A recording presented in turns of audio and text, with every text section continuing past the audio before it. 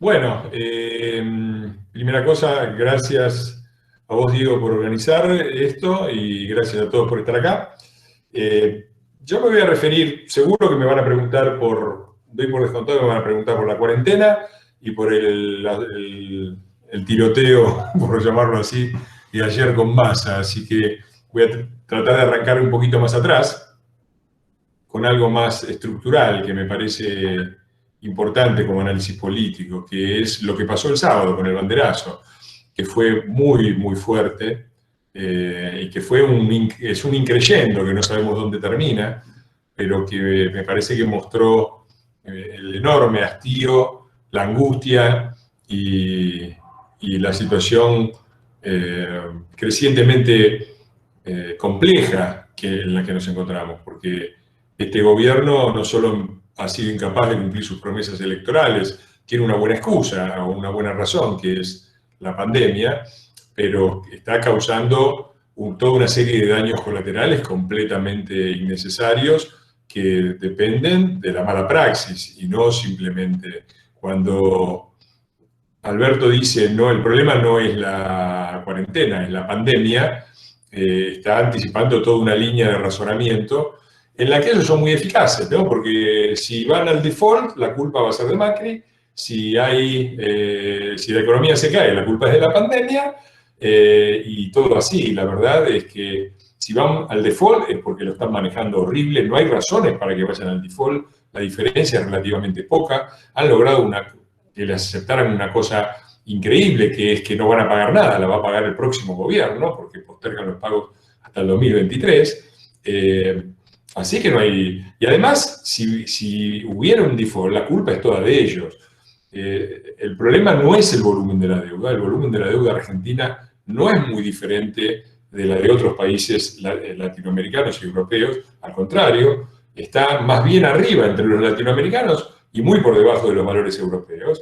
Y la diferencia, la razón es muy simple, porque las deudas se pueden pagar o no de acuerdo a la capacidad que tenés de refinanciar. Si vos vas al banco, si mañana va a Estados Unidos y todo el mundo le dice, bueno, Macanudo, queremos que nos pague la deuda, Estados Unidos no puede pagar, porque está todo puesto de manera que vos vas refinanciando a una tasa normal. Ahora, la tasa, el día antes de las PASO, era el riesgo país, que es la diferencial entre la tasa que paga Argentina y la que paga el resto del mundo, es 871 era. El día después de las PASO llegó a 1957 y en esa semana llegó a 2500 y se triplicó. Y ahora estamos todavía en 2500, o sea que por supuesto no puedes refinanciar nada porque ninguna actividad te va a dar el 25% anual en dólares. Por lo tanto, ninguna economía es viable. Por lo tanto, ese es uno de los problemas centrales que hay, que el default depende de que nadie confía en un gobierno como este. Y con respecto al daño económico, para mí va a ser, lo veremos después, va a ser muchísimo más grave en Argentina que en otros países, como es más grave la situación institucional y la situación social.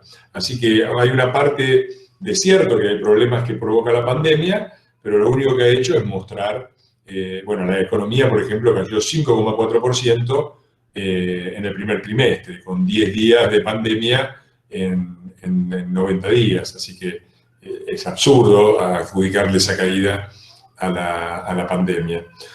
Y ellos tienen una capacidad discursiva muy grande, que es sacarse de encima los problemas, de adjudicarle los problemas a los demás, un electorado que les cree cualquier cosa que digan, que es por lo menos un tercio del electorado argentino, y otro tercio que es muy sensible a lo que digan y que no termina nunca de sacarles la careta.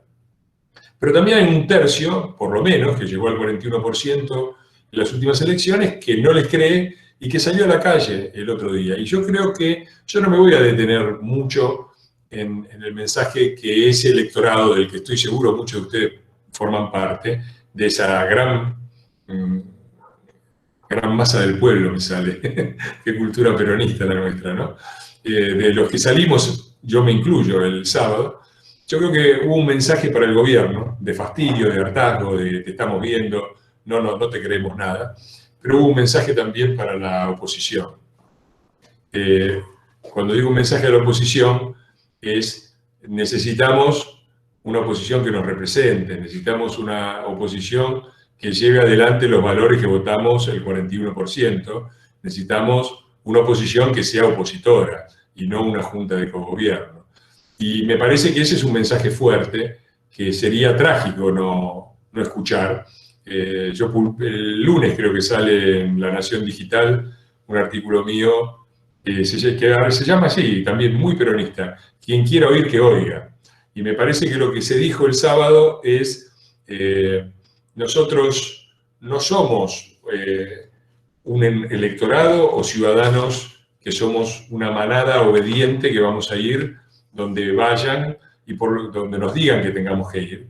Y por lo tanto, el problema de la oposición no es ver si traemos a diferentes líderes que supuestamente van a traer votos, pero que después no los traen, ya pasamos por eso, porque forman parte de la pata peronista. Lo que dice para mí, el banderazo del sábado, y cierro con esto, es que cambiemos y juntos por el cambio, no somos otra cosa que la representación política de una Argentina que está en estado de rebelión antipopulista, una Argentina sustentable, productiva, moderna, perfectamente sustentable y próspera si la dejan sola, y que carga con más de la mitad del país y que ya no da más, que no puede más, que está llegando a un límite en el cual se empieza a quebrar ella misma. Y que no queremos de ninguna manera. No es que nuestro proyecto es dejar abandonados a los demás.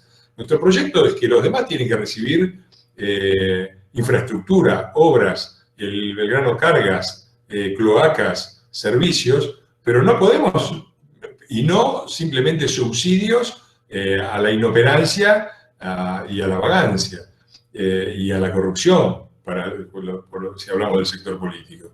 Me parece que ese es el mensaje, y si nosotros si desde Cambiemos no entendemos esa rebelión antipopulista recorre la Argentina desde hace mucho. Yo, si pudiera rastrearla, diría 2008, la lucha del campo, diría 2012, las marchas contra la reelección eterna de Cristina Eterna, las sucesivas marchas que hubo contra la corrupción, por la masacre de Once, la marcha de los paraguas de 2015 protestando por el asesinato de Nisman, y las que hubo durante nuestro gobierno, que nos ayudaron a enfrentar al Club del Helicóptero cuando estábamos arrinconados, ¿no? El 1 de abril fue una, pero hubo muchas más, en las cuales parecíamos arrinconados por el Club del Helicóptero y la gente salió a la calle a defender. Y salió a defender no a un gobierno, salió a defender a sí misma, salió a defenderse, salió a decir: queremos un país normal, queremos ayudar, pero no puede ser que vivan colgados de nosotros. Y eso terminó también en las enormes movilizaciones de finales del gobierno, en el ciclo electoral, que nos permitieron llegar al 41%, es decir, sacar más votos en el 2015, porque nosotros en 23 de las 24 provincias sacamos más votos de los que sacamos en 2019 que en 2015. Y eso quiere decir algo, que hay una ciudadanía alerta, que sabe cuál es la amenaza del populismo, y que con mayor o menor entusiasmo por Juntos por el Cambio nos vota y nos apoya porque lo hace para defenderse. Y eso es lo que pasó el sábado.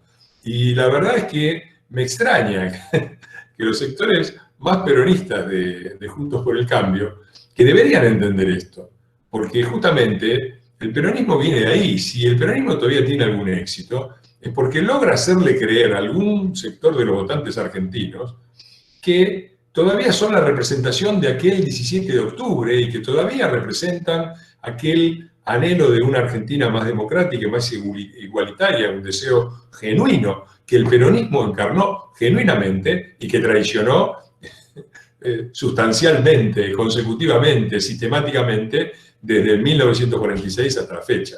Pero, sin embargo, esa falsa representación que ejerce el peronismo del subsuelo sublevado de la patria, como lo llamaron, al 17 de octubre de 1945, sigue vigente. Y sigue vigente porque sus dirigentes nunca pierden entre rosca y rosca, nunca pierden de vista que representan, por lo menos imaginariamente, eso. para traicionarlo, sí, pero representan eso. Y eso hay que explicárselo a los sectores peronistas de Cambiemos, que sin embargo no creen eso, creen la rosca. Es raro.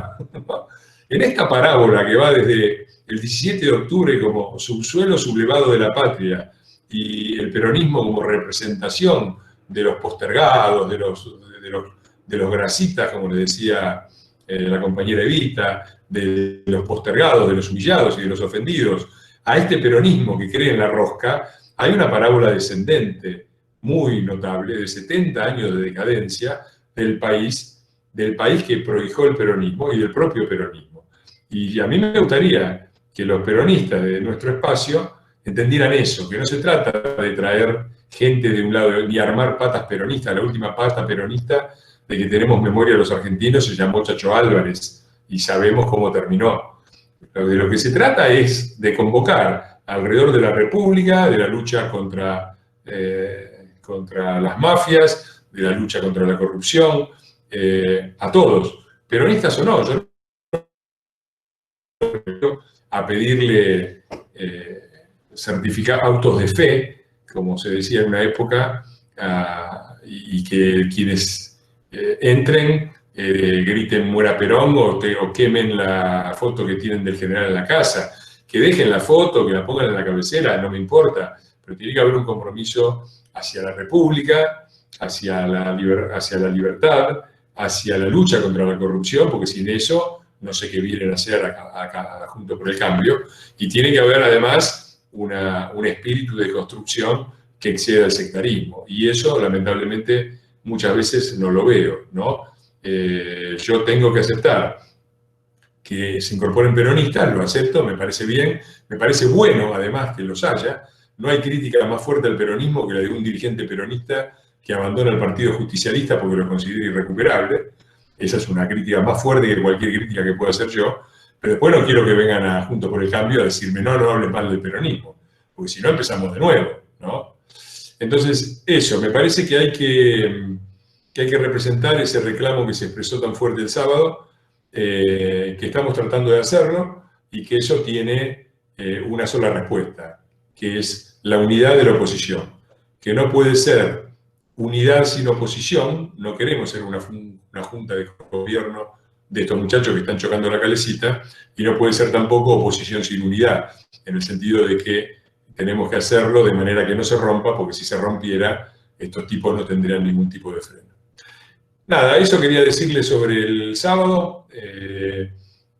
Muchos demandaban en los Zoom de hace no mucho tiempo que saliéramos a la calle, que convocáramos, y yo les dije, creo haber tenido razón, de que cuando la situación estuviera madura, los ciudadanos argentinos se iban a convocar solos, como siempre pasó. Nosotros podemos acompañar, yo puedo llamarlo al Beto Brandón y decirle, che, Beto, grabate un video, o pedir y puedo ir a la marcha, pero eso no es lo sustantivo. Lo sustantivo es la capacidad de movilización, y eso se expresa independientemente de lo que hagamos nosotros. No es algo que nosotros podamos convocar. Si nosotros tenemos que convocar, esas convocatorias de arriba para abajo son las que hace el peronismo, funcionan cada vez menos e implican micro, choripán, artistas populares y todas unas cosas que nosotros ni podemos hacer, ni queremos hacer, ni vamos a hacer. La convocatoria surgió de abajo para arriba y nosotros, por lo menos algunos de nosotros, hicimos lo que teníamos que hacer. Ponernos los barbijos, subirnos al auto y estar ahí. Yo no me bajé, hubiera querido bajarme, pero no me bajo porque se juntan 10 personas alrededor mío, me sacan la foto y después me echan la culpa de haber provocado una onda de contagio de coronavirus en La Matanza, y no quiero. Así que, nada, eso les quería decir sobre el sábado pasado, y abrimos a las preguntas, que veo a muchos girando por ahí, hay de protestas y propuestas de todo tipo. Una aclaración, por favor, no nos digan más que tenemos que ir al Congreso. Yo no me perdí ninguna sesión, hice todas las sesiones presenciales, no por digital, convoqué a mi comisión, acabo de convocar a la comisión de Mercosur, que es la única que presido, a una sesión presencial el martes. Me van a decir que no, ya lo sé, pero yo estoy dispuesto a ir. no es que no esté, el problema no es que nosotros vayamos, por más que vayamos todos, nosotros no tenemos la posibilidad de crear una sesión. El Congreso no es un edificio, el Congreso es una institución. Podría funcionar en la cancha de Boca, podría funcionar en el interior del país. No es ese edificio, el edificio es un edificio. No tenemos problemas para entrar. Yo puedo ir ahora, agarro el auto y nadie me para me siento en la sala, en el recinto, y nadie me para, pero ¿y después qué hago? Después tiene que haber una sesión para que haya un congreso. Y para que haya una sesión tiene que haber quórum. Y para que haya quórum tiene que haber una mayoría. Y nosotros, para que haya una mayoría, los argentinos tienen que votar un poquito mejor, porque nosotros no la tenemos. No estamos lejos de ellos. 118, 116 parece una distancia pequeña, pero cuando llamamos a defender los derechos del Congreso y a abolir, derogar el decreto de Cafierito de superpoderes, juntamos 124.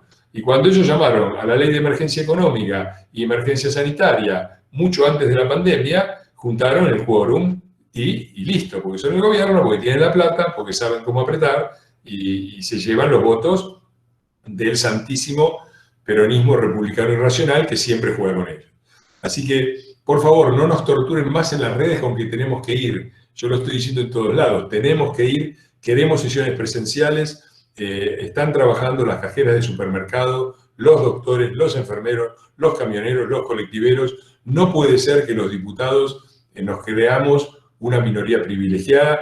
Dije, y lo dije públicamente y lo repetí en el bloque, que cada vez que empieza la sesión cantamos el himno que termina diciendo o juremos con gloria a morir. O somos unos hipócritas o tenemos que poner el cuerpo, porque no puede ser, o juremos con gloria a morir, pero me quedo en mi casa porque hay coronavirus, ¿no? Entonces, con todo el que crea que no puede correr ningún riesgo, es muy honesto esa posición, que lo diga, que renuncie y que pase el que sigue. Pero aún con esto, aunque lográramos todo esto, no lograríamos hacer funcionar el Congreso, porque el Congreso no es un edificio, es una institución, y hay que tener quórum y no lo tenemos. Así que recuérdenlo el año que viene, si logramos defender la República y tenemos elecciones, porque necesitamos gente que defienda, gente que comunique, necesitamos fiscales, necesitamos gente que no se quede en la casa porque quiere castigar a Macri porque no le gustó cuánto pagó de luz, y que entienda que lo que está en juego es mucho más que esto. Bueno, Fernando, muchísimas gracias por esta introducción tan clara. Y vamos directamente a las preguntas. La gente, el primero que se había anotado, y les voy a pedir que por favor se vayan habilitando su propio micrófono, que lo tiene que hacer cada uno, es Joaquín Chaulet. Joaquín, te vi que estabas conectado todavía por ahí, si podés habilitar tu micrófono.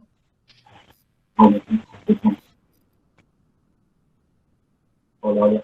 Muy bien, al que dijo que había pocos jóvenes, ahí tiene la primera respuesta. Yo tuve un chat con 70 chicos, con Waldo Wolf, tuvimos un chat hoy a la tarde con 70 chicos, todos menores de 30 años.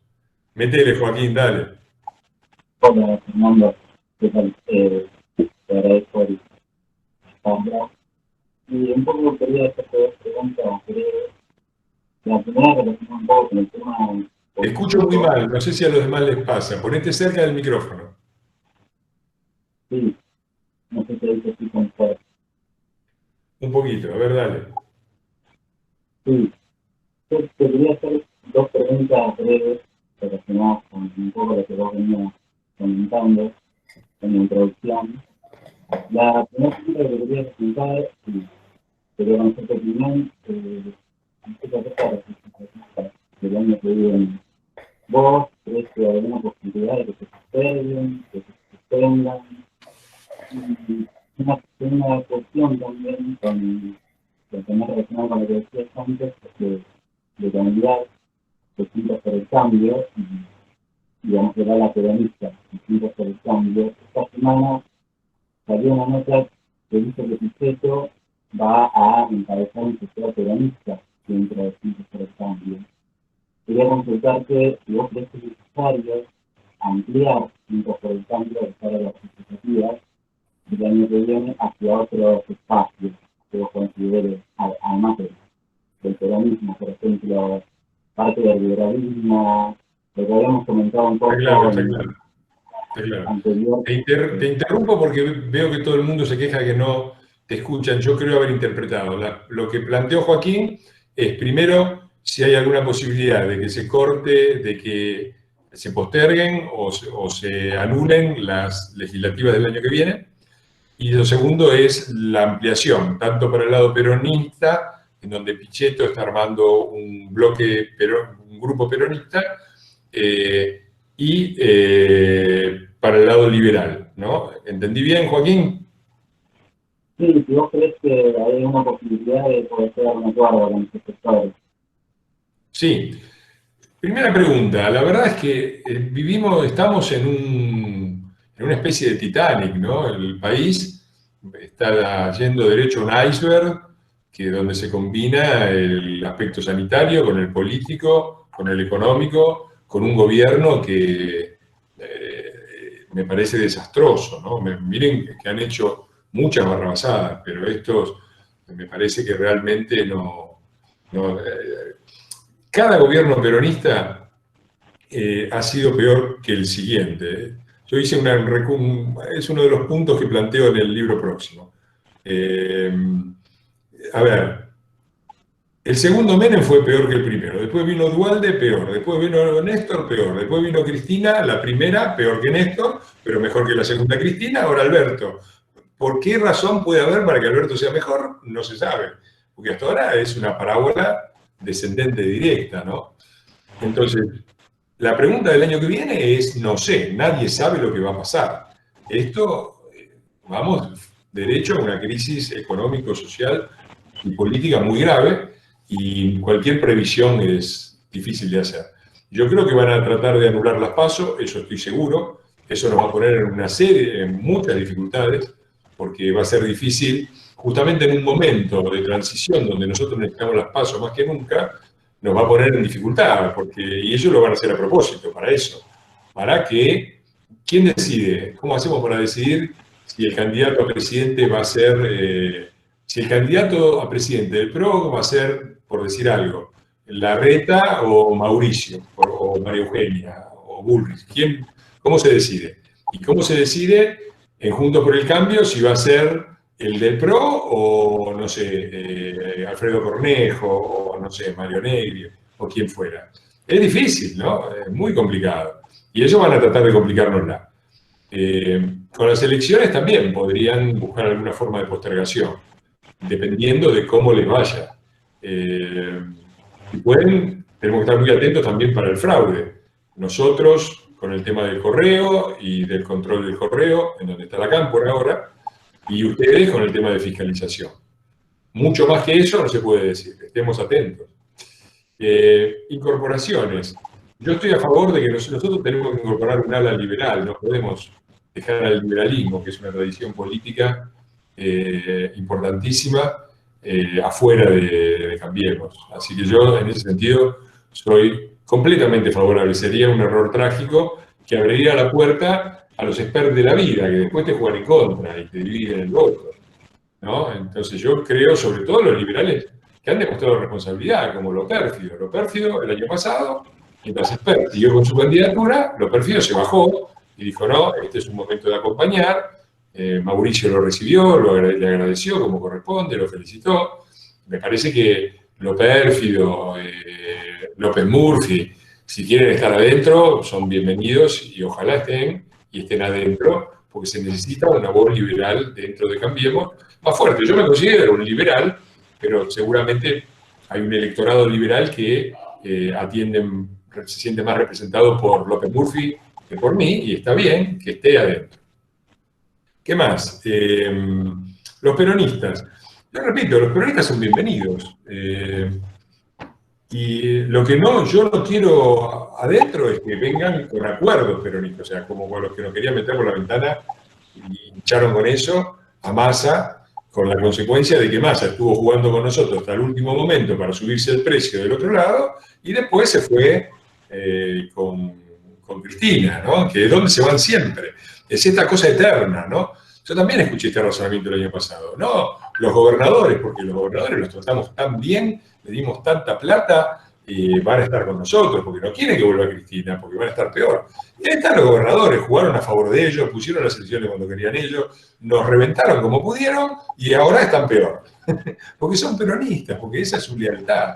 Entonces, eso es una cosa que a mí no me gusta. Y lo de Pichetto, yo lo respeto, que lo armen, no me parece mal.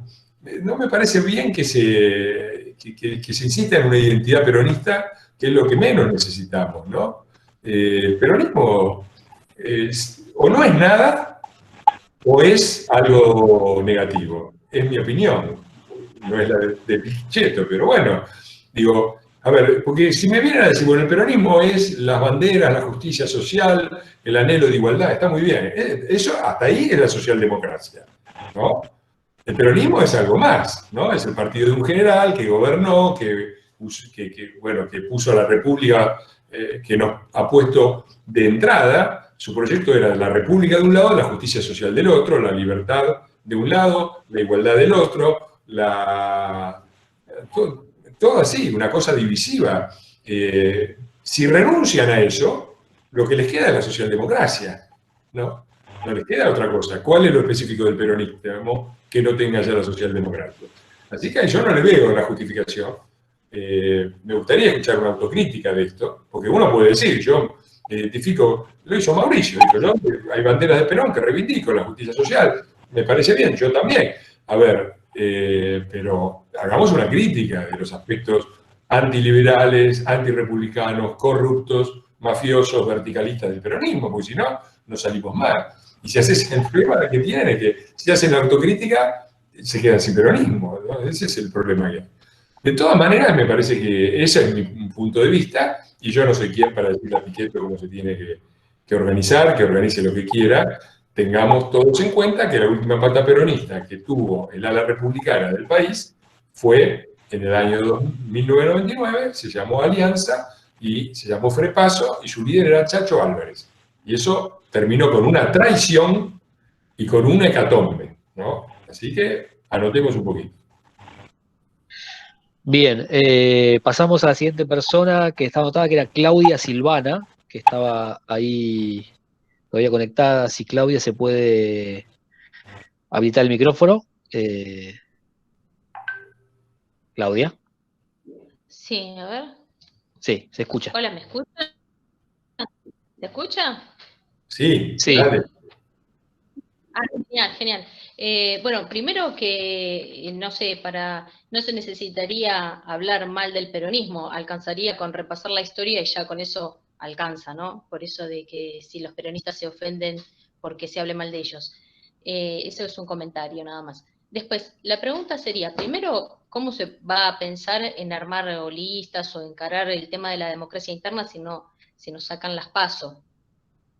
Y lo otro que me interesaría comentar o preguntar es, frente a las cosas que vemos, como lo que pasó, el cierre de los micrófonos que hizo doña Cristina la vez pasada, si organizan o tienen pensado algo como hacer alguna presentación judicial o si eso se puede detener de alguna manera, porque si no parece muy endeble todo, si con el mero capricho de la presidenta del Senado de cerrar los micrófonos y dar por terminada la sesión cuando ella quiere, bueno, nos tenemos que ir todos a casa y aceptar ese disparate, bueno, entonces cerremos todo porque la verdad que nada tiene demasiado sentido. Bueno, así que serían esas dos cosas, en principio. Cómo manejamos el tema de la democracia interna de los partidos para que no haya ni dedos ni infiltrados, que tenemos ahí a 3 crápulas que se fueron a la primera de cambio, que también me interesaría saber si con eso no se puede hacer algún tipo de sanción o de exclusión porque tampoco puede ser. Está clarísimo, Claudia, está clarísimo. Bueno, listo eso, gracias. Bueno, la primera se responde como respondo casi todas las preguntas que me hacen. No sé.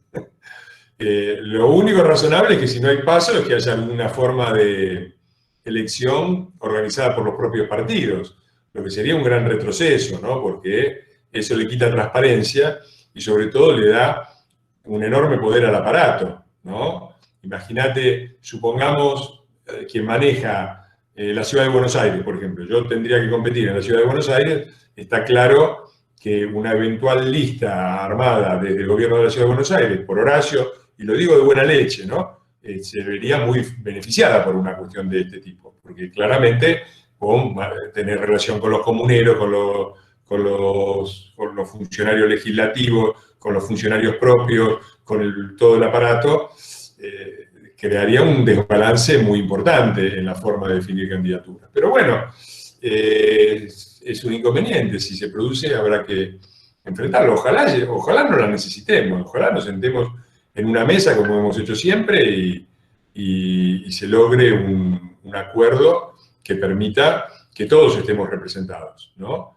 Que estén representados los sectores, por decirlo así, de las palomas y el sector de los halcones, porque nuestro electorado es también un electorado en donde están mezclados las palomas con los halcones y tenemos que tratar de representar a todos. Eso con respecto a las elecciones. Lo segundo que me preguntabas era sobre el Congreso, Senado y todo lo que pasó en el Senado.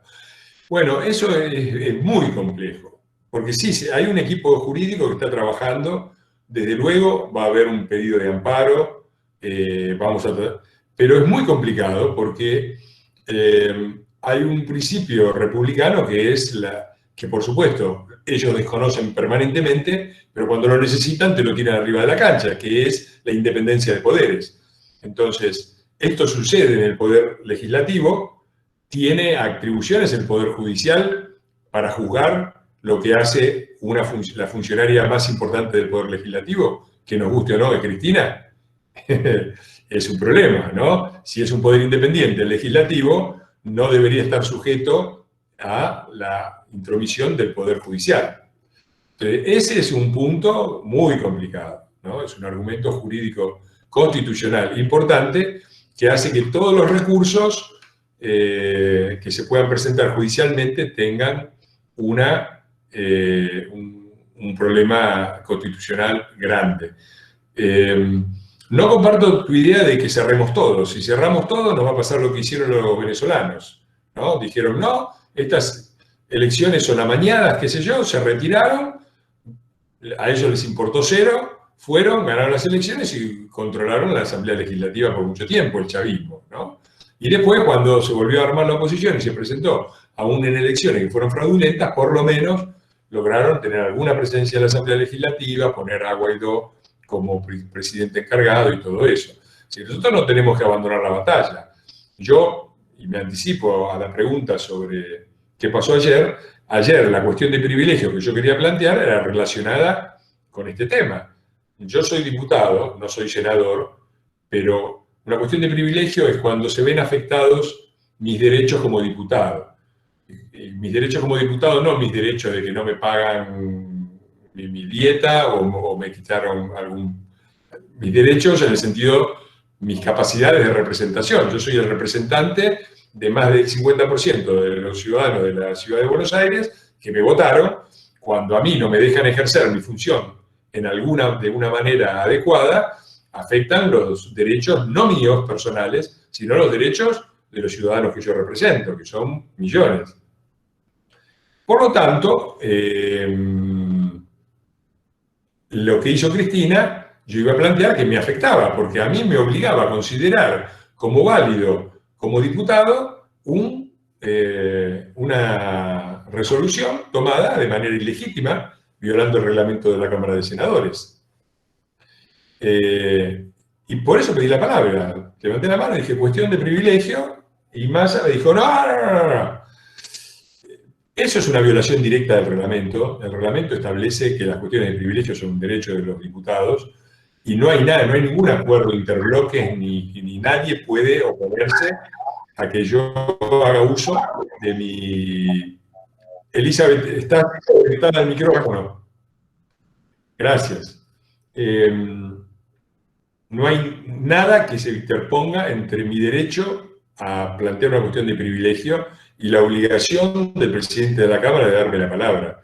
Massa me quitó la palabra, me dijo cosas del típico guaranguito que cuando tiene un poco de poder lo ejerce sobre el que está sobre el que él considera que está por debajo, te cierra el micrófono y te dice, no, usted no tiene coronita y qué sé yo. Una cosa absurda, ¿no? El que cree tener coronita es él, evidentemente. Me gustaría que la tratara así a Cristina, me imagino que es más respetuoso cuando habla con Cristina. Pero dice una concepción, revela una concepción de la política que es muy interesante de ver, para ver lo profundo que es esta huella peronista que ha dejado el peronismo en la cultura política argentina. Él me dice, acá hay un acuerdo entre los... Yo hice un acuerdo en la comisión de labor con los presidentes de los bloques y no hay cuestiones de privilegio, no se van a aceptar. Digo, primero eso es completamente fuera del reglamento, no hay, nada le da, ningún poder le da al presidente del bloque o del interbloque a renunciar a mis derechos, son derechos míos que yo ejerzo en representación de los ciudadanos y nadie se puede interponer a eso. Segundo, da una concepción, porque después me dice, usted tiene que respetar al presidente de su bloque y si no se tiene que ir, crear un bloque unipersonal. O sea, el presidente de la Cámara se da el lujo de decirle al diputado, además de otro partido, cuál tiene que ser su relación con el presidente del bloque y lo que tiene que hacer si tiene que pertenecer a ese bloque o a otro. Es un nivel de locura institucional que revela lo que ellos tienen en la cabeza. Él cree que es el general Massa, que tiene sus lugartenientes, los coroneles, a cargo de los bloques, y le dice al sargento Iglesias, hágale caso al coronel, porque si no lo echamos del regimiento. Eso es la verticalidad, ¿no? Eso es la verticalidad. Y yo lamento, se lo voy a decir personalmente, apenas tenga oportunidad, no quise llamarlo porque estaba demasiado enojado y no quiero provocar conflicto, le voy a decir a quien corresponda que me hubiera gustado que alguien lo parara el carro, que alguien le dijera, mire, el presidente del bloque soy yo y la relación con los diputados la tengo yo y el diputado va a hacer lo que a él le parezca y su obligación es darle la palabra porque es una cuestión de privilegio y está en el reglamento, ¿no? Así que, bueno, nada, serán cosas que tendremos que ir aclarando y que se irán zanjando seguramente porque queremos mantener la unidad y porque todos necesitamos estar juntos, ¿no? Muy bien, muchas gracias por la pregunta. La siguiente persona es Cintia Curard, que le pedimos que se habilite el micrófono para preguntar. Cintia. Cintia, ¿está por ahí? No, Cintia no está. O no puedo evitar. Juan Finazzi era la siguiente persona que se había notado. Juan, si por favor se puede habilitar el micrófono. Ahí está. Sí, acá estoy. Bueno, muchísimas gracias, siempre. Yo quería preguntar lo siguiente. Yo hace unos años, un par de años, me quise afiliar al PRO. Busqué la manera, llamar, mail, lo que sea. Y la verdad es que nunca tuve respuesta. Quería saber si eso me interesa. Yo no me interesa dedicarme a la política, pero sí militar y donar mi tiempo. No sé si eso es posible, cómo funciona. ¿Dónde estás? ¿Cómo? ¿Dónde estás? En Capital Federal. Bueno, yo ahora después te paso a través de Diego que te pase ponete en contacto con Diego y vemos cómo te damos una mano, no hay problema. Al contrario, sos bienvenido y les pido a los demás, por favor, los que quieran afiliarse, necesitamos que se afilien, jóvenes y no tan jóvenes, pero necesitamos crear una participación política más estrecha y más cercana, desde luego. Perfecto, muchas gracias. Y una más, si puede ser, ¿qué pensás sobre cómo está manejando la reta el tema de la pandemia y cómo se relaciona con el manejo nacional? Gracias. Y la reta la está manejando como puede. Yo no haría cosas distintas de las que hizo él, probablemente sería mucho más confrontativo. Eso es histórico, siempre hemos tenido dentro de Cambiemos y del propio PRO, hemos tenido los más críticos del kirchnerismo y del peronismo, y quienes son menos críticos, eso ha sido siempre así. Y ahí esa es una diferencia de tipo de concepción de la política, pero que es una diferencia respetable.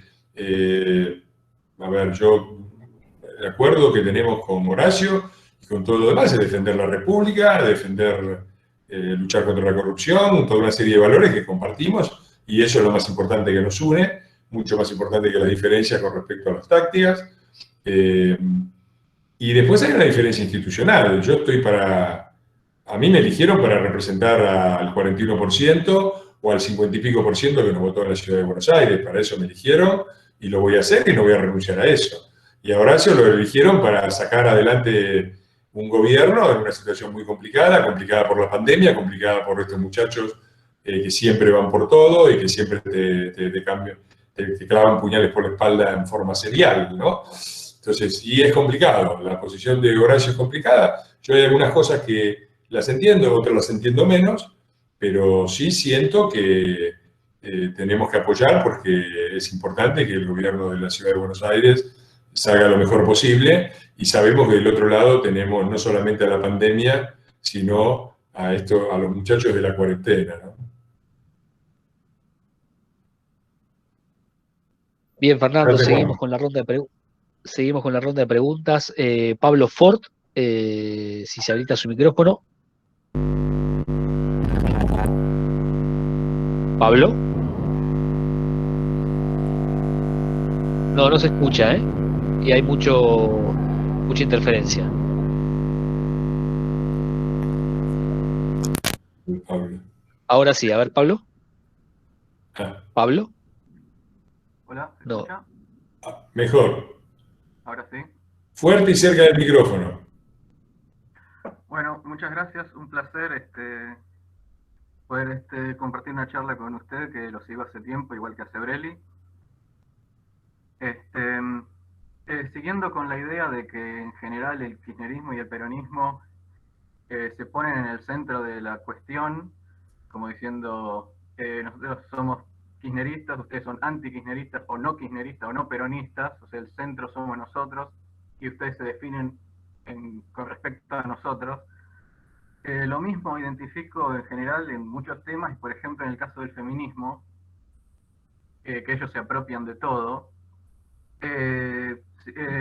A raíz de varios estudios científicos que estuve leyendo hace mucho tiempo, la mitad de las parejas en las que hay violencia, las agresiones son mutuas, en la otra mitad solamente uno es el que agrede, y en general en todos los estudios las mujeres agreden tanto o más que los hombres en la pareja, estamos hablando de la pareja.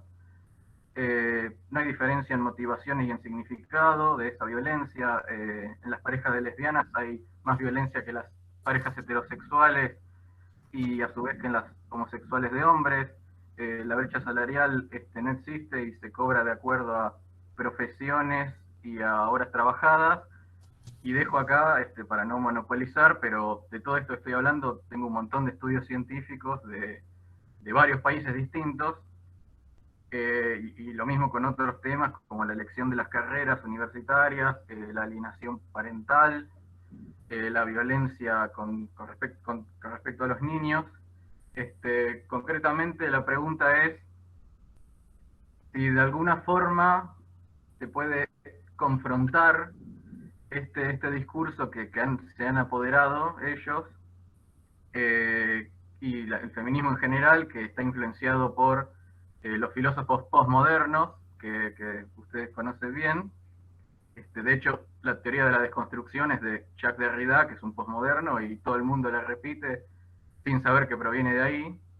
Entonces, como es un tema tan en boga en este momento, si de alguna forma se puede hacer algo que no sea montarse en el discurso de ellos y facilitárselo, sino poder estar en correlación con la ciencia por un lado y la filosofía de los derechos humanos y la igualdad por otro. Bueno, gracias, Pablo. Sí se puede hacer algo, que es separar la paja del grano. Vos citaste bien a Sebrelli, que es mi mentor, maestro, amigo, y Y es cierto que él ha hecho una crítica muy aguda y anticipada ya en los años 80 de este discurso posmoderno de los Derrida y de las políticas identitarias. Yo recomiendo siempre un libro que a mí me cambió la cabeza, que salió en los 80, que es El asedio a la modernidad. Yo creo que los dos grandes libros de Juan José son El asedio a la modernidad, que habla de estas cuestiones filosóficas universales, y un libro sobre el peronismo, sobre la Argentina, que es Los deseos imaginarios del peronismo. Me parece que esos son la obra cúlmine de Juan José. Juan José criticó mucho todas estas teorías, pero también es cierto que 10 o 20 años antes fue uno de los fundadores del movimiento de liberación homosexual en Argentina, en momentos en los cuales no era fácil decir que eras homosexual. Yo recuerdo las charlas de sobremesa en mi familia, que en aquel momento yo discutía y que si las escucháramos hoy nos parecerían cavernícolas, por gente como mis viejos, que eran gente divina y no eran para nada cavernícolas, pero era una cosa cavernícola la que había. Entonces, a eso me refiero con separar la paja del grano. Ahí hay una distorsión ideológica, en el peor sentido de la palabra ideología, no como conjunto de ideas, sino como conjunto consolidado de una concepción dogmática que hay que destruir y criticar, y la apropiación de ese discurso, que es la apropiación del feminismo, de los derechos humanos, de la democracia. Los muchachos ya se sabe, ellos son la democracia, el que critica el peronismo no quiere democracia. Bueno, eso está muy bien la crítica. También está bien entender el contenido realmente histórico progresista en el sentido bueno de la palabra progresista, progresista con progreso, de evolución de la sociedad, que ha tenido que ver con los avances innegables que han tenido las mujeres en su estatus y los homosexuales en su estatus, etc. Si nosotros nos encerramos en una posición reaccionaria y decimos, no, el feminismo no tiene ninguna reivindicación, es todo una construcción ideológica, y le vamos a dejar ese campo a ellos para que se lo apropien. Si nosotros tomamos eso y podemos separar la paja del grano, es decir, es cierto, hay un contenido de género que es razonable y que debe ser considerado, o por lo menos analizado, y nosotros somos capaces de dar lugar a ese debate, de escucharlo y de encarnarlo en el caso de que encontremos que hay reivindicaciones que son justas, vamos a ayudar a que ellos no se lo apropien. Y nos va a dar una autoridad también para hablarles a esa gente, decirle, esto no es lo que vos estás defendiendo, este es el uso político que hace históricamente el peronismo. Yo recordé cuando fue lo del matrimonio igualitario, el bloque del que yo formaba parte, que era la coalición cívica, 16 y 19, era el 84%, lo sé de memoria porque de hace mucho, votamos a favor. Hubo 3 votos en contra, no, hubo un solo voto en contra, que fue la japonesa Terada, que es de origen japonés, en Chaco tiene toda una cultura alrededor de eso, votó en contra, y 2 abstenciones que fueron Alfonso y Lilita. Y nos tacharon de reaccionarios, cerrados, y qué sé yo, 16 habíamos votado a favor. Y en el peronismo habían votado la mitad a favor, pero Néstor Kirchner bajó por única vez como diputado en el momento de la votación, se sentó, levantó la mano, le sacaron la foto y se apropiaron de eso y se lo quedaron. Eso es un logro de ellos. No de nosotros, que habíamos tenido el primer proyecto de ese tipo, había sido la diputada Marcela Rodríguez en su momento, y de un diputado socialista. Entonces, esa es mi idea, Pablo, que tenemos que separar la paja del trigo, ver en cada caso qué hay de justo y de posible en esos pedidos y en esos reclamos, y tratar de favorecerlos y de encarnarlos y de motorizarlos, al mismo tiempo que decimos, ojo con hacer de esto un dogma, ojo con hacer de esto un negocio político, porque eso no lo vamos a avalar. Bien, continuamos con Bruno Suárez Cayetano. Por favor, Bruno, si puede habilitar su micrófono. Bruno está en la sala. Ahí estoy. ¿O lo perdí? Bien. Buenas tardes a Diego y Fernando. Si quería hacer una consulta a Fernando, si él veía posible, más allá de que el peronismo hoy está en el poder y no en la oposición, si vería posible, dadas las circunstancias en las que estamos y en las que podemos llegar a estar, que realmente son bastante graves, si vería posible una posible situación a la crisis del 2001, con saqueos y bueno, una situación tremenda, teniendo en cuenta que el peronismo está en el poder y no en la oposición. Si cree que esa situación se podría dar aún con el peronismo en el poder. Era eso. Es una gran pregunta y vuelvo a mi caballito de batalla. No sé. Es una gran pregunta. La realidad, o sea, en general podemos mirar lo que pasó para tratar de adivinar lo que va a pasar, pero es muy relativo porque la historia nunca se repite linealmente. Está la famosa frase de la repetición de la historia, primero como tragedia y después como farsa, que es de Marx, del 18 de Brumario. Y alguna vez se pasa al revés, primero como farsa y después como tragedia, ¿no? Con el 38% de pobreza, la gente salió a las calles y volteó a De la Rúa. Y ahí hubo una complicidad directa del peronismo, a mí no me cabe ninguna duda, hay pruebas históricas, hay una confesión histórica que yo siempre cito de Cristina Kirchner, hablando de cómo el peronismo bonaerense volteó a Alfonsín, que ahora quiere reivindicar, y a De la Rúa. Y con el año siguiente, con el 57% de pobreza, que es un aumento del 50% de un año para otro, ¿no? 38 a 57 son 19, 19 respecto a 38 en la mitad, 50%, ¿no? Y no salió la gente a la calle. ¿Tienen tanto poder de control el peronismo? Y yo no sé. No sé si lo tuvieron, si fue el único factor, y no sé si lo tienen ahora. Lo que sí sé es que se le está descontrolando la situación en el conurbano, es muy complicado.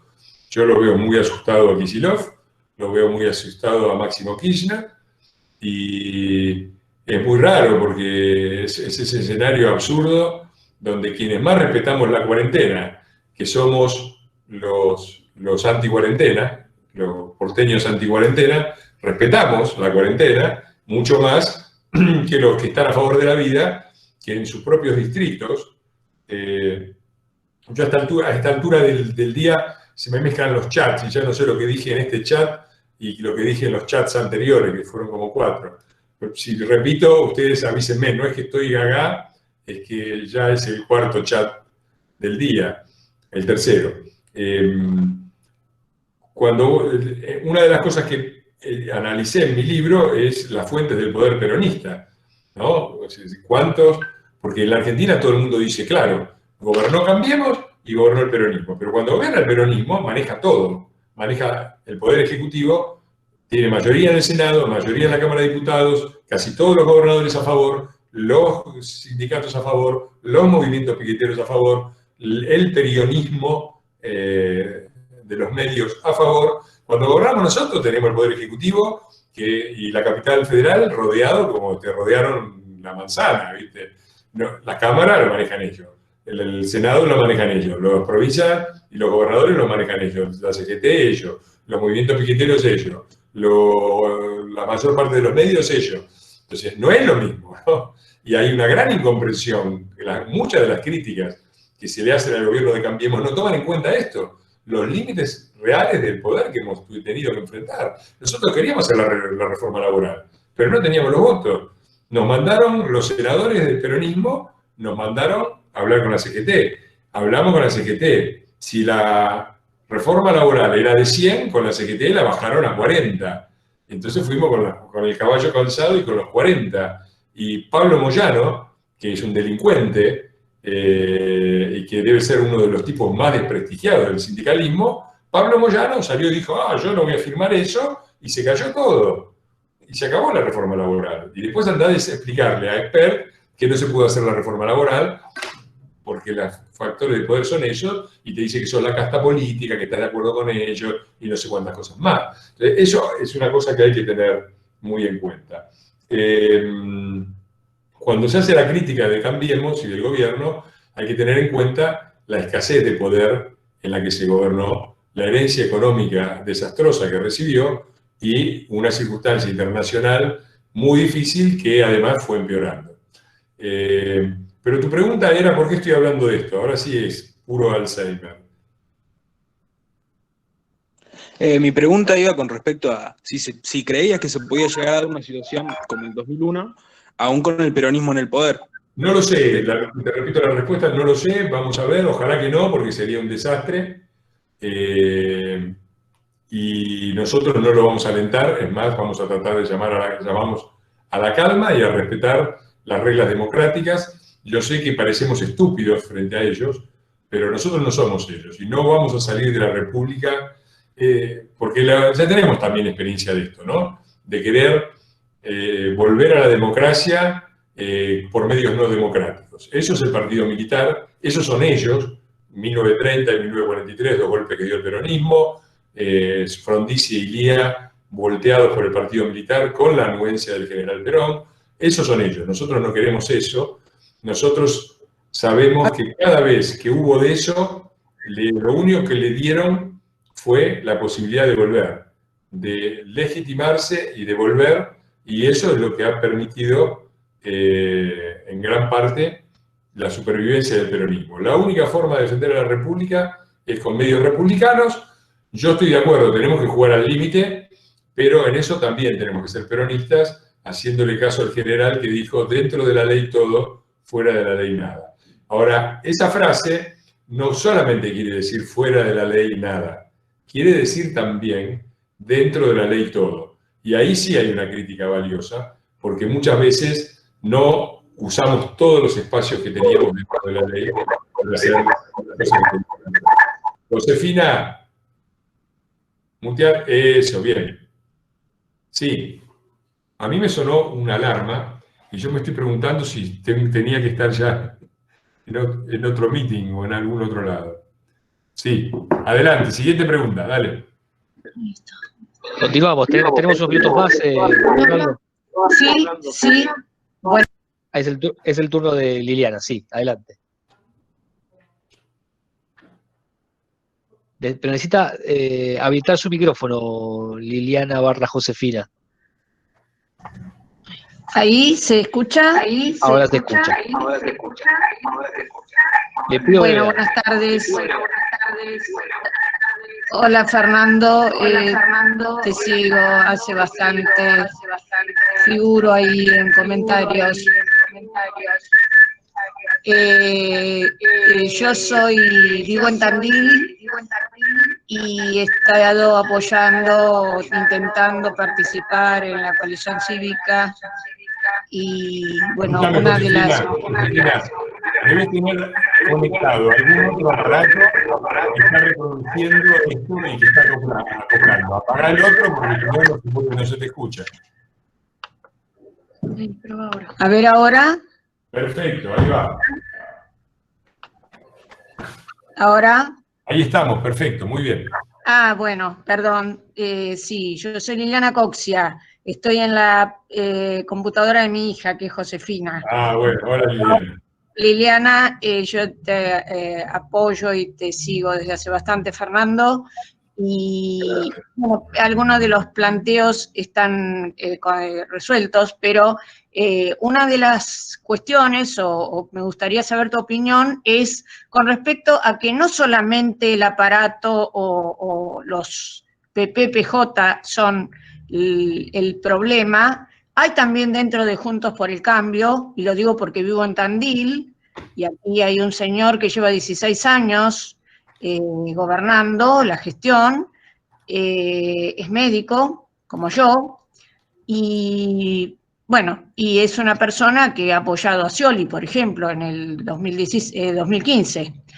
Y por otro lado, el tema de los médicos, porque soy una damnificada como médica, como pediatra, en este lugar y en cualquier otro lugar, porque tiene que ver con todos los negociados, que ese es uno de los puntos que me gustaría que ustedes, diputados, se ocupen o se preocupen un poco en ver cuántos temas hay relacionados y que también producen graves consecuencias como las que estamos viviendo. Bueno, muchas gracias. Sí. Bueno, gracias Liliana. Mirá, yo no me puedo poner a opinar de Tandil porque no sé, entonces no tengo una idea de la gestión. No lo tomes como desconfianza hacia tu persona, que pero sería irresponsable de mi parte decir algo sobre lo que pasa en Tandil sin tener una información un poco más razonable que la que tengo, que es prácticamente nula. Yo creo que hay que también, seguramente hay muchas cosas para mejorar en los gobiernos locales. Seguramente cuando uno llega al gobierno gobernando a caballo de un aparato político que reúne miles de personas. Cuando entras en una masividad, no entra cualquier cosa, porque el problema es tener filtros, pero, viste, aunque vos tengas un filtro, de vez en cuando, ¿no? Nosotros le ponemos el filtro al café, pero algún grano entra. No sé si es el caso de Tandil, pero sí, sucede eso. Si vos me preguntás, hay muchas... Perdón, no es el caso porque el señor viene de la UCR y lleva años. Bueno, está bien. Por eso digo, si incorporamos el radicalismo, incorporamos a todo el radicalismo, y como nos pasa a nosotros también, por ahí tenemos un intendente que es un indeseable. No lo digo por el de Tandil porque no lo sé, pero puede pasar. Yo insisto en esto, ¿no? Que yo lo usaba mucho para defender el argumento de la corrupción, porque corrupción, es cierto que la corrupción existe en todos los gobiernos. Y es probable que si nos buscan un poco encuentren algún episodio de corrupción en nuestro gobierno. La diferencia no es esa, porque corrupción existe también en el gobierno de Dinamarca. Y probablemente la diferencia es qué haces con eso. Y si la corrupción es una excepción a la regla o es la regla. Porque el problema, la gran diferencia con nosotros es que nos puede mostrar alguna cosa de corrupción, pero seguramente no van a encontrar una actitud corporativa y mafiosa de taparla, sino la voluntad de que eso vaya a la justicia y que el que tenga que pagar, pague por sus culpas y de apartarlo de las funciones que tiene. Ellos, por el contrario, la corrupción era el núcleo de su acción y el elemento organizador a través del dinero. Entonces es muy distinto que vos tengas un gobierno donde hay un episodio de corrupción o un dirigente que puede haberse corrompido, que pasa en todos lados. La frase de algo huele a podrido es algo huele a podrido en Dinamarca, ¿no? Hamlet. El problema es cuando la corrupción es el núcleo, no es la excepción, sino que es la regla, y es la regla organizadora. Eso fue el gobierno del peronismo kirchnerista. Y esa es una diferencia que tenemos que poner siempre sobre el tapete y repetir, que investiguen, ¿no? Que para eso está la justicia. Muy bien. Bien, Fernando. Seguimos, era una falsa alarma. ¿Te acordás que digo que yo no sabía si era a las 7 o a las 8 la reunión? Puse la alarma a las 8. Así que bueno, lo que interrumpió mi reunión fue una alarma que me decía que tenía que meterme en la reunión. Bien, me alegro que así sea. Estamos, la siguiente pregunta era lo había pedido Fernando Gato, que lo veo ahí conectado a tu tocayo. Si él se pudiera habilitar su micrófono, le damos el espacio. Fernando Gato. Tocayo mío y de Mauricio. Hola. Sí. Hola, buenas noches. Bueno, mi pregunta en parte fue respuesta al tema de las elecciones del año que viene. Yo, un poco comentando el año pasado, la verdad que fue toda una odisea la fiscalización. Me tocó ahí en una escuela cerca de Ciudadela, una zona bastante pesada, y bueno, nos prepotearon, me quisieron pegar. Fue bastante, sobre todo en las PASO. En las definitivas, como vinieron ya ganadores, vinieron mucho más tranquilos porque ya incluso trajeron menos gente porque ya venían en ganadores. En las primero trajeron al batallón, o sea, en un momento yo creo que había más de 40 personas pululando por todos lados. Y ¿dónde era eso? En Ramos, cerca de Díaz Vélez, del puente de Díaz Vélez, ese que pasa... Conozco Díaz Vélez, claro. Me casé con una chica que vivía en San Roque, del lado de Ciudadela, porque Díaz Vélez es la que divide. Y tengo familia del otro lado de Ciudadela, del otro lado del puente. Una escuela ahí pegada al puente, el sur. Bueno, y a la hora de la, ¿cómo es que se llama esto? De la fiscalización, sobre todo a la hora de contar los votos, había barra bravas, me quisieron pegar, o sea, me perpoteaban, te apuraban, todo, bueno, un desastre fue. Así que mi gran miedo es, porque el año que viene, si eso fue cuando todavía gobernábamos nosotros, no me quiero imaginar lo que va a ser el año que viene en el que no gobernamos. O sea, ese es mi gran miedo, pues yo creo que el año que viene es la última. O sea, si esta gente, por izquierda o por derecha, logran tener una mayoría absoluta, y a mí, no sé, Richeri al fondo, no veo otra salida. O sea, ya viví 12 años en España, volví, cuando subió Macri tenía todas las esperanzas, y bueno, acá estamos. Pero si el año que viene, sinceramente, esta gente se llega a quedar por las buenas, no sé, porque compran los votos, o porque trampean todo y se quedan con una mayoría absoluta, que meten la Corte, meten a Rafeca y meten todo, se terminó la Argentina y no hay más. O sea, no, se queda, ya ahí sí somos oficialmente Venezuela, no queda otra. Así que bueno, es un poco el miedo mío sobre las elecciones, que a ver si encima las quiere, ahora siga con la excusa de la pandemia, patearla todavía más para adelante. No sé un poco qué visión tenés sobre estas elecciones, o sea, sobre cómo viene la mano. Sí,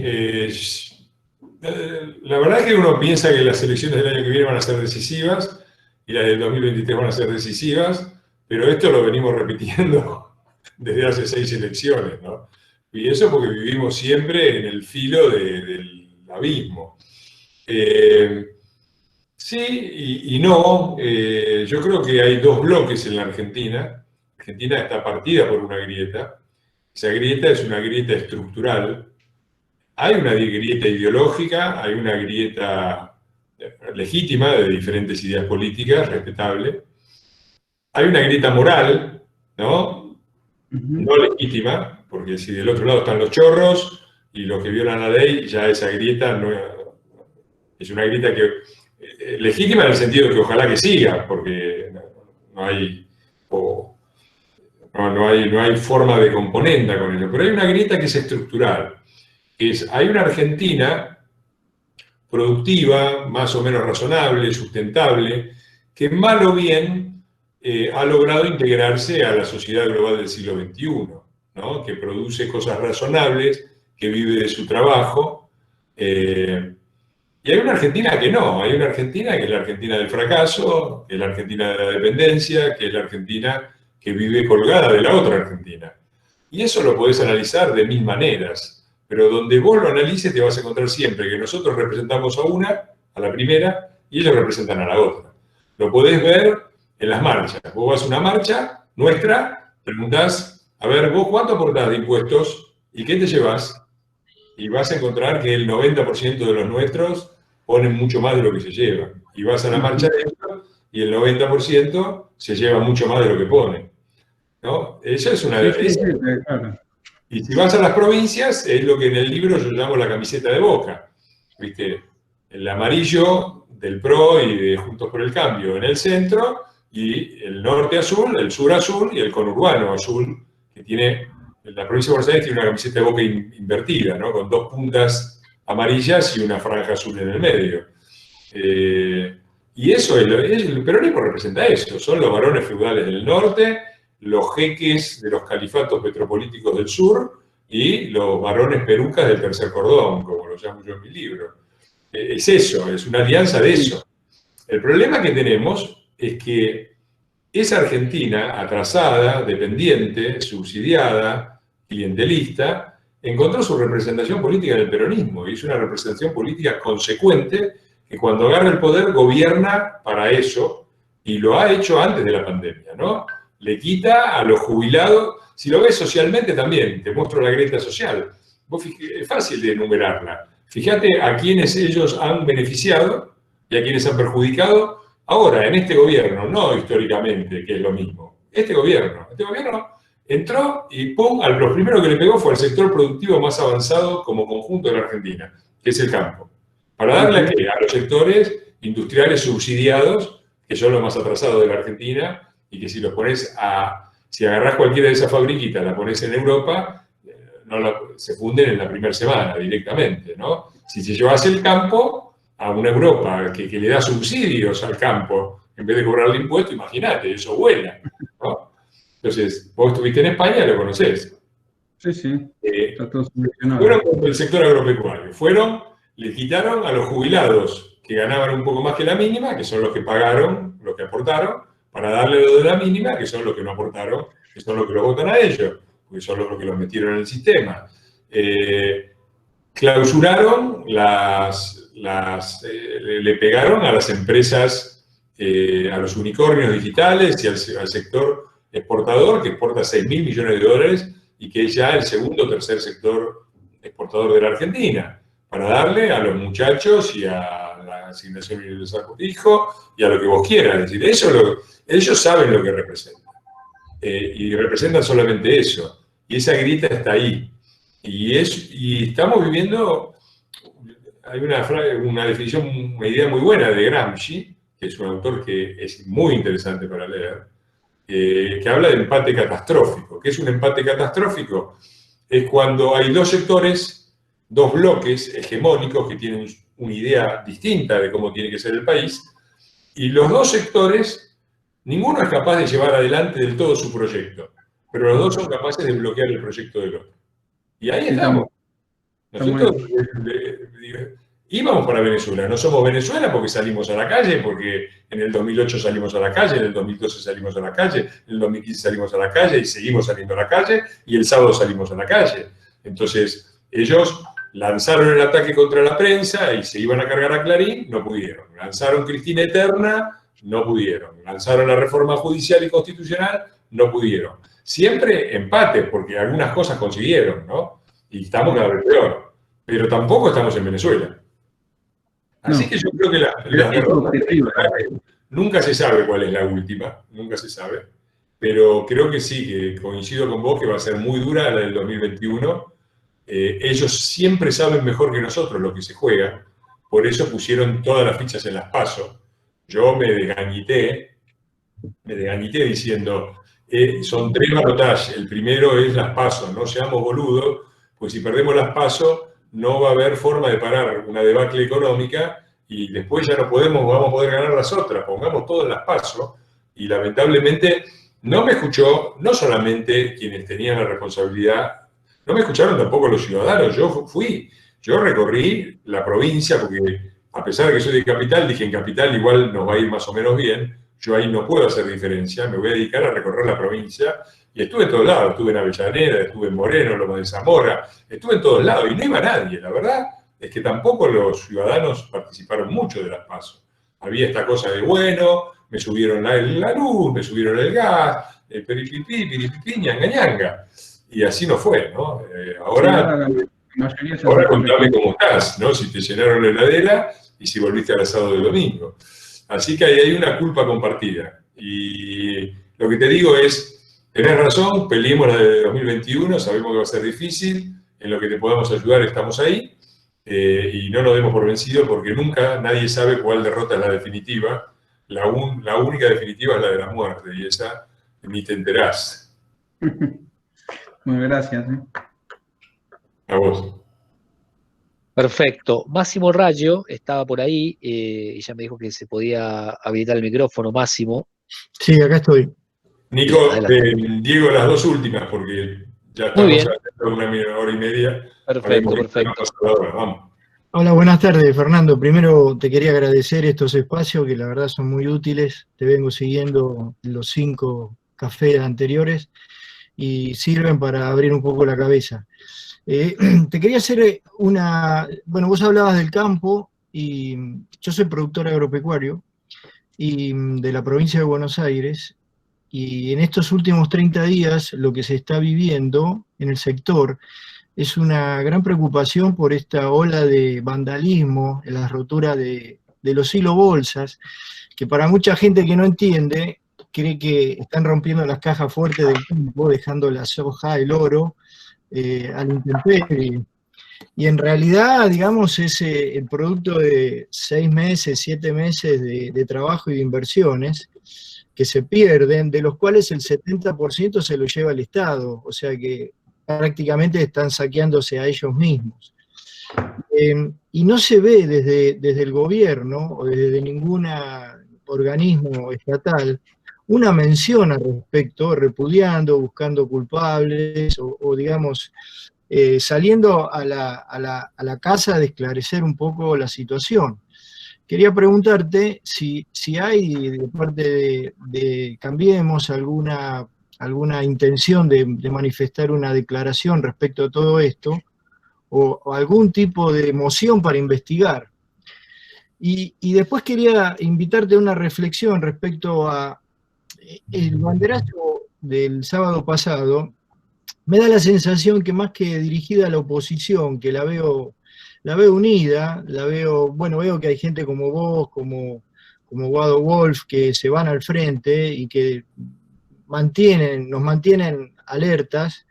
Yo creo que está faltando la intervención del Poder Judicial, porque si el Poder Judicial realmente actuara, todo esto, digamos, estaría a mitad de camino, porque muchos de estos delincuentes estarían presos, otros, digamos, ya estarían más que presos, y si esto no funciona a través de la justicia, el reclamo va para la justicia, para que realmente actúe, porque si no, no hay república.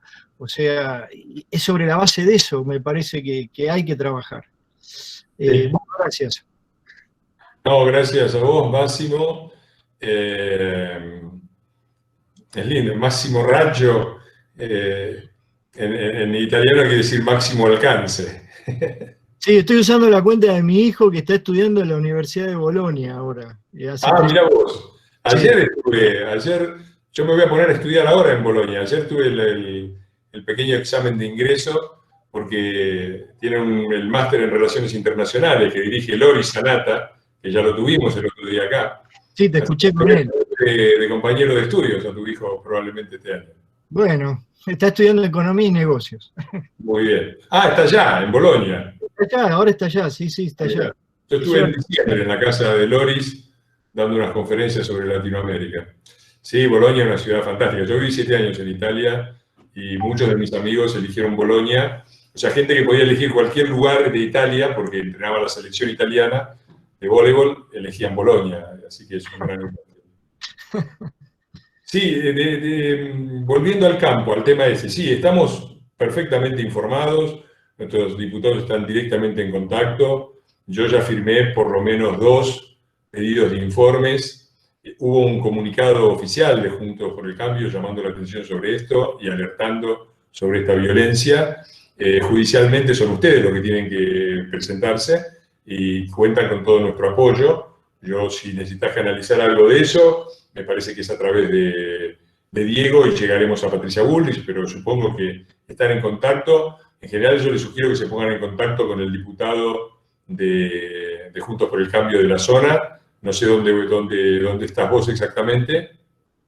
Mirá, en la provincia de Buenos Aires está Lucho Bugalo, que tiene una actividad bastante importante. Claro, sí. Y también la diputada por Santa Fe, Lucía Ledman, Lucila, claro. Ha presentado un proyecto, o está por presentar un proyecto en Santa Fe.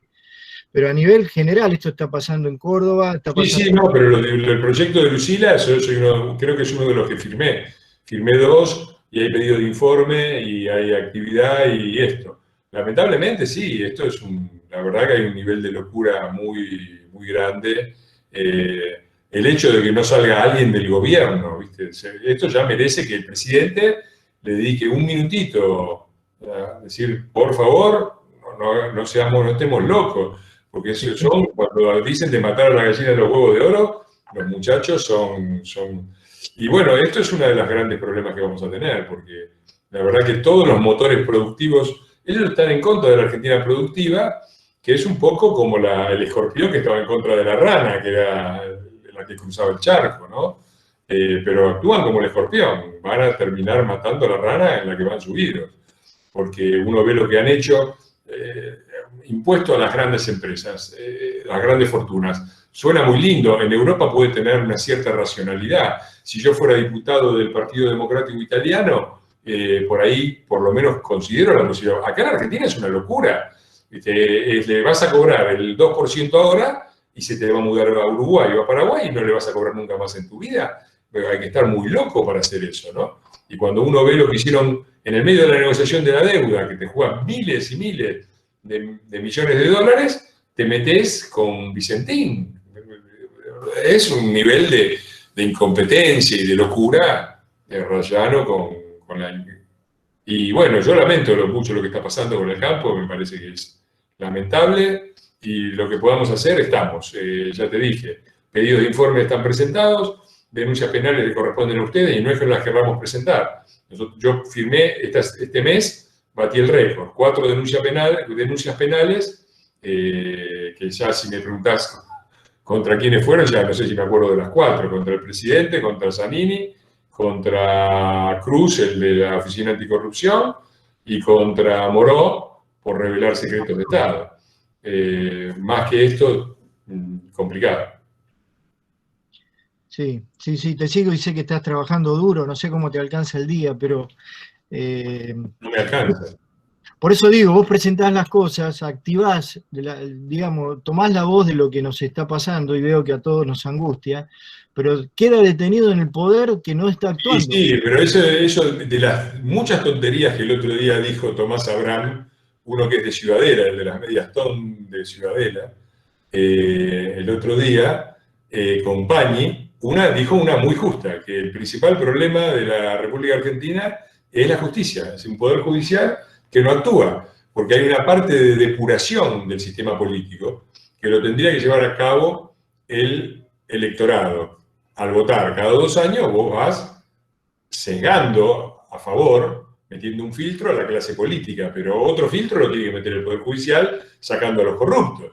Y acá hay unas evidencias de corrupción enormes que si tuviéramos un poder judicial decente, estos muchachos no hubieran podido participar de las elecciones porque estarían todos presos, ¿no? Entonces, bueno, es donde estamos.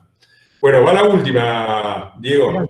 Perfecto, la última, Fabiana Lemos, que estaba ahí. Fabiana. Hola, ¿se escucha? Bien, última pregunta, breve y vamos terminando. Adelante, Fabiana. Hola, ¿qué tal? Buenas tardes, un saludo para todos. ¿De dónde de Esteban Echeverría, provincia de Buenos Aires. Muy bien, dale. Yo lo que quería consultar era cómo hacemos, porque el relato de la realidad es visible, está perfecto y pareciera que es lo que queremos escuchar. Y lo que honestamente me preocupa es cómo hacemos para deconstruir lo construido por el populismo. No sé si me explico, porque desgraciadamente la mayoría de la sociedad, sobre todo bonaerense, que es lo que más conozco, pareciera, me incluyo porque formo parte, no porque lo conciba así, pero bueno, formo parte de los bonaerenses, tenemos internalizado que el Estado tiene que venir a ponerme el plato de comida en la mesa. Y hay que deconstruir eso para que me empodere a mí, para que yo vaya a buscármelo. ¿Y cómo hacemos para derribar todas esas cuestiones generacionales? Porque ya vamos por la tercera y cuarta quizás de una generación que está acostumbrada a vivir de planes. O sea, y perdón, quizás me siento una planera muchas veces porque cobro del Estado, soy una empleada pública. Pero yo realizo mi tarea con responsabilidad, compromiso y todo lo que implica en mi trabajo, pero me cuesta hacerle entender a una persona que no se da cuenta de que no se dice aiga, por ejemplo, y el gobernador lo dice y esa persona no se da cuenta siquiera que está mal dicho, y son los que los votan. Entonces, ¿cómo hacemos para deconstruir eso? ¿Cuál es denos tips si es que los tiene o algo? Porque a mí me resulta a veces muy complejo de entender de cómo yo le voy a hacer dar cuenta o notar a alguien que nos están vacunando con una jeringa que no corresponde. No sé si me explico. Se entiende perfectamente. Mira, hay una frase que es muy buena, que dice, no recuerdo quién es el autor, pero dice, es muy difícil que una persona se dé cuenta de un engaño si el plato del que come y del que subsiste es ese engaño. O sea, si vos tenés un sistema clientelar y corrupto que te da de comer, y es difícil que te des cuenta de esa dependencia porque tendrías que romperla y quedarte sin comer. Entonces, esa es una primera respuesta. Nosotros, hay mucha indignación y muy justificada con respecto a todo ese clientelismo, y yo creo que la única forma de romperla es desde el gobierno, no veo otra manera. Y también creo que ha sido uno de los déficits que hemos tenido nosotros como gobierno. Yo he recorrido la provincia de Buenos Aires y la queja que había en hogares, en casas humildes, uno veía cómo vivía la gente, eran casas muy humildes, era justamente esto, era otra vez la grieta puesta en el conurbano, de gente que decía, mirá, yo me levanto a laburar, mi mujer labura o tiene esta changuita, y mi hijo estudia, pero hace esto en un kiosco los fines de semana para ganar un mango. Y el vecino de al lado está colgado a 50 planes y no sé qué, y vive igual que nosotros. Esa queja, en primer lugar, es la grieta de la que hablábamos antes, ¿no? El laburante que se queja del que vive colgado. El laburante que nos vota a nosotros y el que vive colgado que los vota a ellos. Ahí tenés de nuevo la grieta. Segunda cosa, muestra también la falsedad populista, porque ellos te muestran la grieta y te dicen, no, son los ricos contra los pobres. Mentira. Vos tenés muchos gente que no es rica y que labura como vos, ¿no? Y mucha gente que es pobre y que vive colgado. Y tenés lo mismo con los ricos. También están los ricos que viven colgados, ¿no? Los industriales que reciben subsidios. ¿Qué es Lázaro Báez? ¿Qué son los kirchneristas sino ricos que viven colgados del sistema, ¿no? Y después tener ricos que laburan, que han desarrollado empresas y que... Entonces, eso como análisis político general. Y yo creo que eso se rompe desde el poder. Ahora, nosotros lo hemos hecho muy mal. Yo creo que nuestras políticas durante los 4 años no han sido suficientemente enérgicas con respecto a aceptar. Era difícil, no era fácil, porque recordemos también que los 2 anteriores gobiernos no peronistas, Alfonsín y de la Rúa, se fueron por sublevaciones salidas del conurbano. Entonces ahí hay una necesidad social de contener y de tener a esa gente en una situación en la cual nos hagan aprender fútbol país. Entre los éxitos de nuestro gobierno, no pequeño, es que es el primer gobierno civil no peronista que termina su mandato desde 1928 con el presidente Alvear. Son 91 años. No es una pequeña cosa. Ahora, yo creo que este miedo y esta idea de usar los planes para mantener eso calmo mientras hacían otras cosas, hicieron que no tuviéramos una política de cambio en ese sector. Y que si volvemos al gobierno, tenemos que tener una política de cambio en ese sector, que progresivamente, porque no es que vas a llegar ahí y lo vas a arreglar de un día para el otro, pero tendríamos que haber dado algunos pasos en estos 4 años para que la gente deje de vivir de un plan y empiece a vivir de su laburo. Y a mí me parece que esto también hay que encararlo federalmente. A mí me parece una cosa que muestra la pandemia son las consecuencias de vivir hacinados. Yo no conozco un solo país en el mundo que tenga la estructura que tiene la Argentina, donde vos tenés un país donde una tercera parte de la población, un país enorme, el 9º en el mundo como superficie, y una tercera parte de la población vive en lo que ahora se puso de moda, que es el AMBA. Todos apretados, todos. Yo creo que una parte de los recursos que se usaron en el AMBA deberían haberse usado para relocalizar a esa gente. Es decir, nosotros somos un país de migrantes. Si empezamos a rascar un poco, todos nosotros venimos. O vinimos con los barcos de Europa, o vinimos del interior del país, con abuelos emigrantes que se vinieron desde La Rioja, desde Jujuy, o desde Vigo, o desde Génova, o desde Nápoli, a laburar. Entonces yo no veo por qué los nietos, los hijos o los nietos, no puedan irse a laburar a otra provincia argentina.